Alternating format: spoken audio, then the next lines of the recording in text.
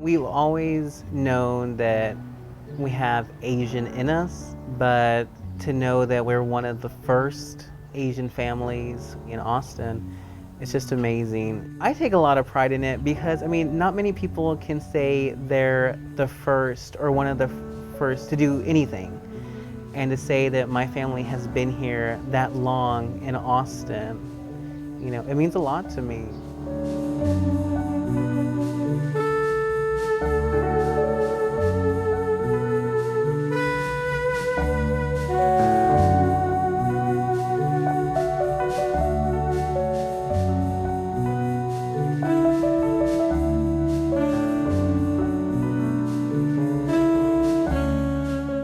I'm Esther Chang, and I work at the Austin History Center as the neighborhood liaison for the Asian American community. Zhou Xing, or his real name really is Zhou Fengsheng, was a Chinese man who came to the United States to find employment so that he could support his family back in China. He ended up marrying a Mexican-American woman in Austin named Frances Moreno. And so they had 4 children, and since then now there's 5 generations of them still in Austin. When he came, he was sort of young, didn't know anybody here in Austin. They landed in Galveston, and they worked their way to Austin. And this is where I guess this is where he met my grandmother.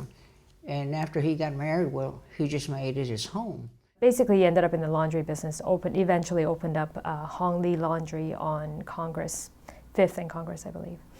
And then from there, they moved to 7th Street. And then from there, we moved to this house. And in this house, we stayed about a good 40 years. This home was the first property to be bought by my family, the Sings. My great-great-aunt Margaret Sing purchased it.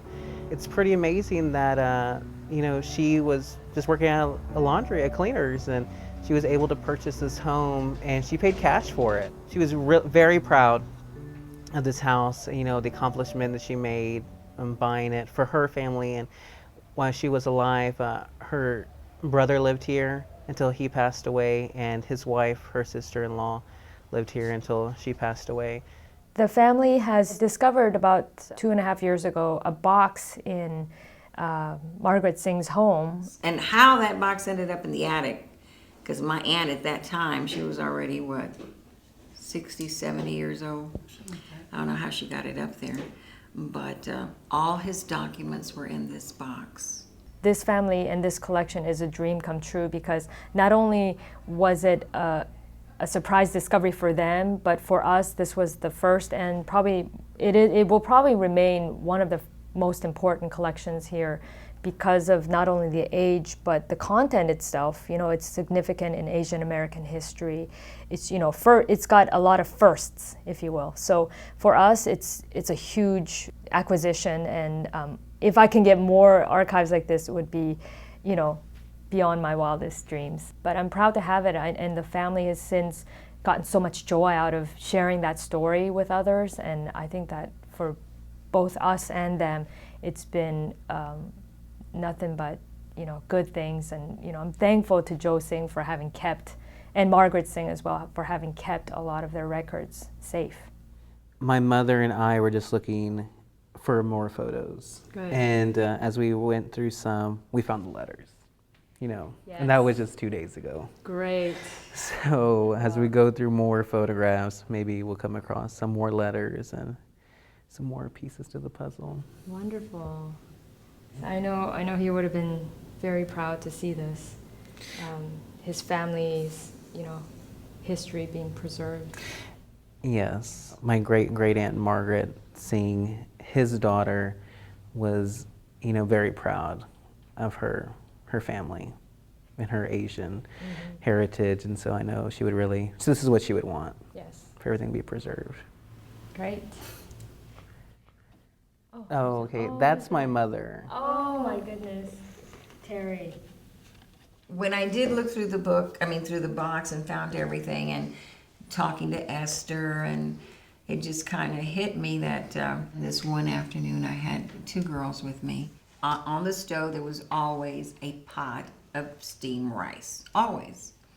So I'd get my bowl and I'd serve myself. So I served them, And I took it to them, and I said, here you go, and there's a soy sauce. And they just gave me this look like, what are you giving me?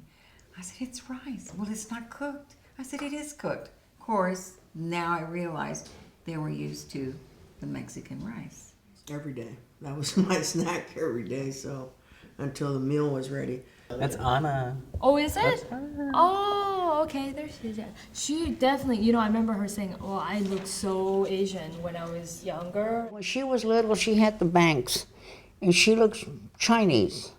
And then one day she came and she said, you know, I don't think I want to go to school anymore because, especially this one kid, he always says that I'm Chinese and I don't want to go to school. So then next day I went and talked to the nun. She said, you don't worry about it. I'll straighten this out. So when Anna gets home from school, I said, well, what happened today? Did they call you Chinese? She said, no. But this one kid that was in line, because they told them, you know, they didn't want nobody calling anybody names.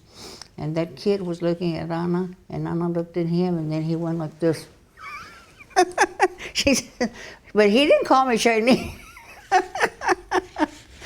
I think for me personally, and I think also for them, that it has built more of a, to take a stand and be proud of that, and responsibility that comes with that, to be able to pass it on not only throughout family, but also in the community as well, that Asians had an important role to play here in Austin. The Singh family's house that was owned by Margaret Singh and now Raul Arroyo, that house is the first structure in Austin to be designated historic that is of Asian American descendants.